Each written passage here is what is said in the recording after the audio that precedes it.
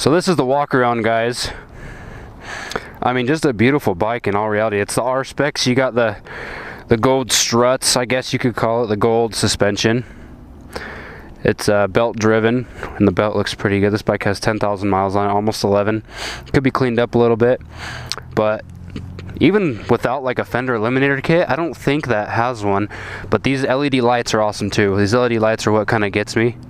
Stock exhaust kind of looks shitty, but it goes well with the bike by the way that it matches with all the other paint. So I mean, you have your metallic black, and that kind of goes around the bike, but then you also have these kind of different silvers or whatever you want to call it, but it matches in. It's not just that silver and everything else is black, so it looks weird, you know what I'm saying? But look at the bike. I mean, this is a gorgeous bike, guys. Beautiful bike. The front of it looks nice. I haven't experienced anything. I don't even have a lot of vibration in the handlebars like I thought I would. But other than that, look at the bike, guys. It's a beautiful bike. 2014 Yamaha Bolt, and I have whatsoever no complaints.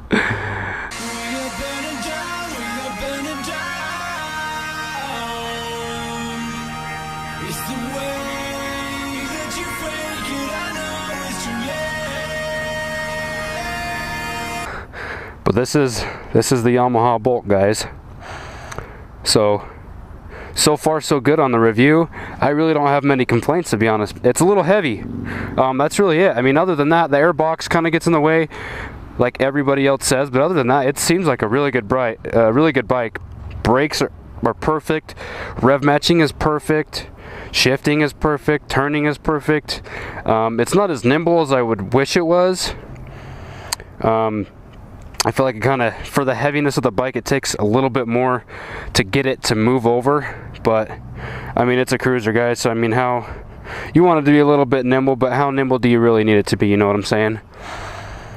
So let's get back on it and take it for a little longer of a ride. Take it back to this guy before he freaks out and thinks I stole his bike.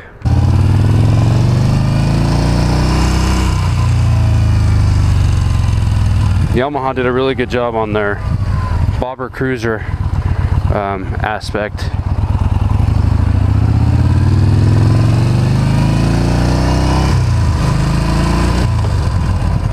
I keep hitting neutral, which is kind of annoying because this foot peg's a little messed up. But this is a comfy bike, guys. Like, I have no complaints whatsoever. Tank is beautiful. I don't know why people don't like this tank. I think it's a beautiful tank. I like it almost better than the 883s. This pokes out almost the same. I'd say probably maybe a half inch more than the 883s. But other than that, like, I don't even feel like this bike is super freaking hot right now. Like, and unfortunately I'm wearing shorts and a short sleeve, but I don't feel like it's super hot. The mirrors have vibration in them, but not bad enough to where I could give a shit. It's super comfy, man. I could ride this for hours. I feel like I could take this wherever I wanted and be fine.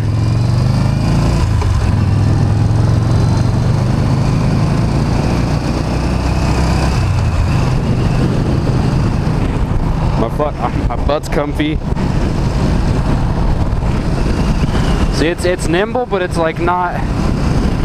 That's not so bad. Maybe it's just the wind. I don't feel like it has that mobility, but I'm kind of used to sport bikes, so I guess I don't have the best output.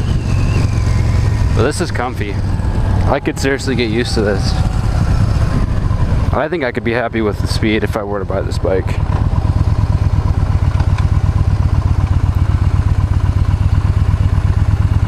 It has a, I don't know if you guys can hear that, but it has a growl. It's like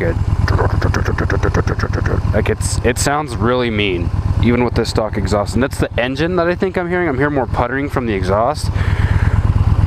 But regardless, it sounds super nice.